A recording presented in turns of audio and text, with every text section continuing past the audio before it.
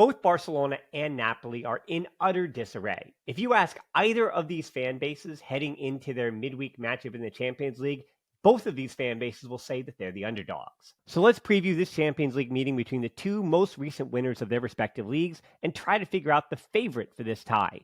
If you're new here, it's always appreciated to give a subscribe on the YouTube channel or check out the podcast on the podcast apps. I have a Patreon to directly support the show or a merch store to also directly support the show.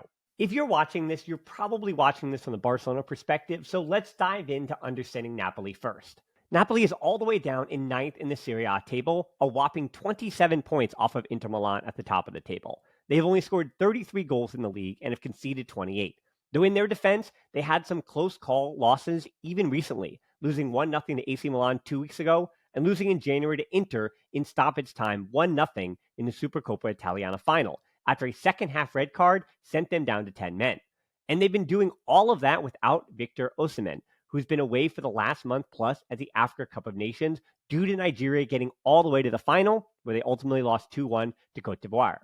Osimhen also isn't returning in the best of form. He did score in the AFCON opener, and he did have 3 assists in the tournament, but he didn't hit the back of the net for over a month now.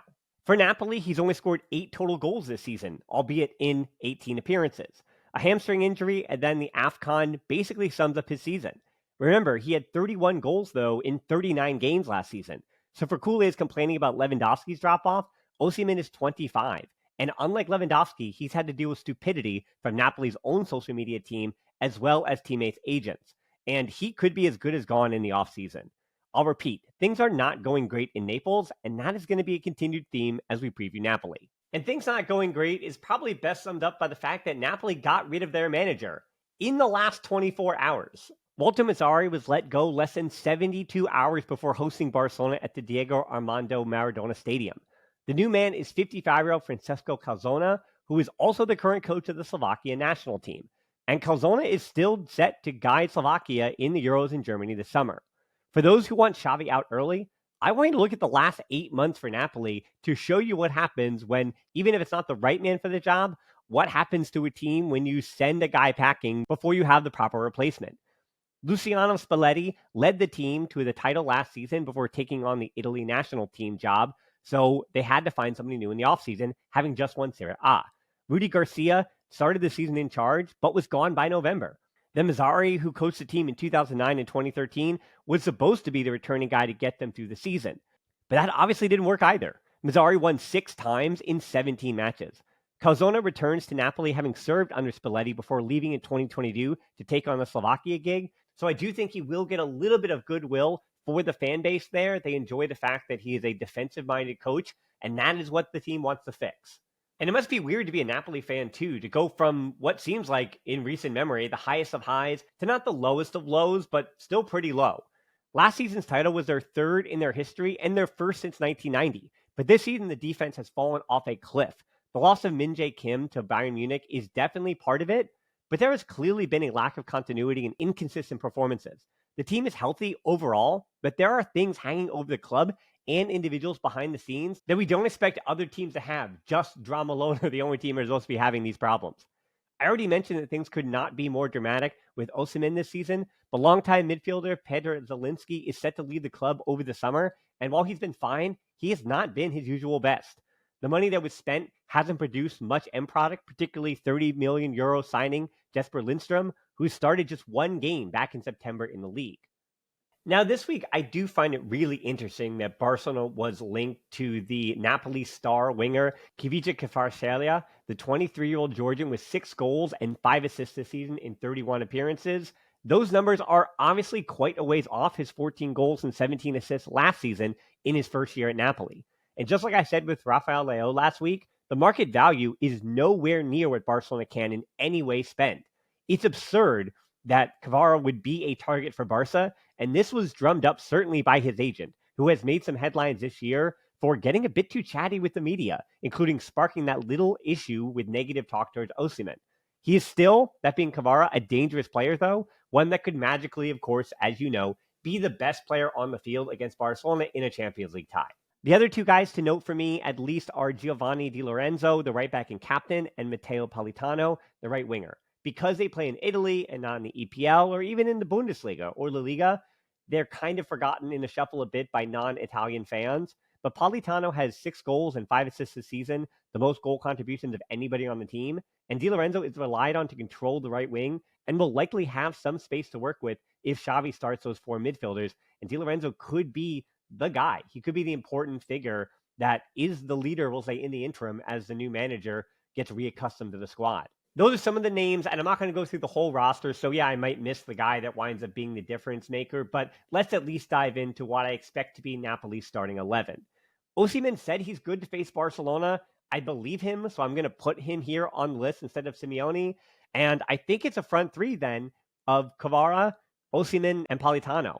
I think it's going to be a defensive-minded midfield with Anguissa, Lobotka, who will likely be behind Zielinski if he gets to start.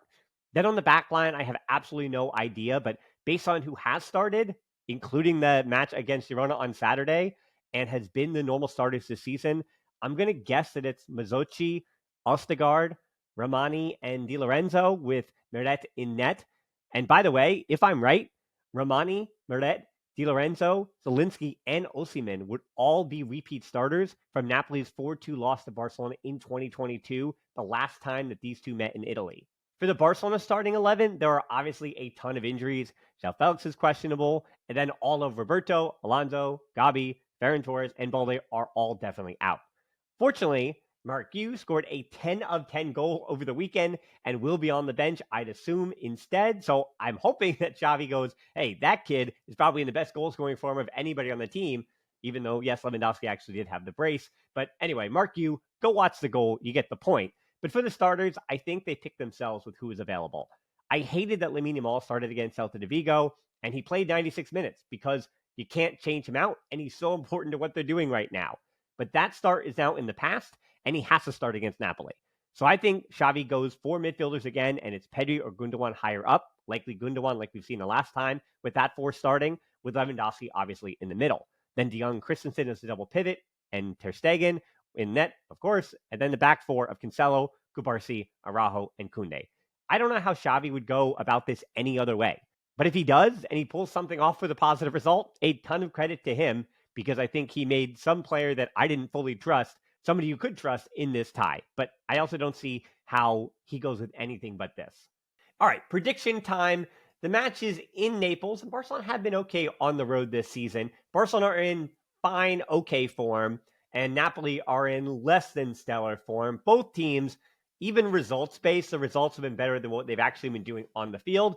But Napoli also have a new manager, and they might get that new manager bump and a little bit of excitement. So my guess here is 1-1. Whether Barcelona win or lose at home is still up in the air, but my gut says that this tie will be in their control heading into Monge Week, which is what you want. But in recent seasons, we have seen that in European football, at least, that doesn't really matter. So the question I started with, let's end with it. Who's the favorite between Barcelona and Napoli, at least for their first tie? I'm saying on paper, and I think even in practice, it is still Barcelona, despite everything we know about the struggles of Blaugrana. From what I've seen, Napoli fans are excited about the return of Calzona, and they trust his track record of fixing defenses. But I think 72 hours is a bit too fast for that. Players could receive that new manager bump, that extra energy that players seem to get when they need to prove something to a new man in charge. But this being the third man this season for Napoli makes me wonder, if it didn't happen in November, why it would happen now. Barca is the team with all the injuries, but I still take their starting 11 over Napoli's.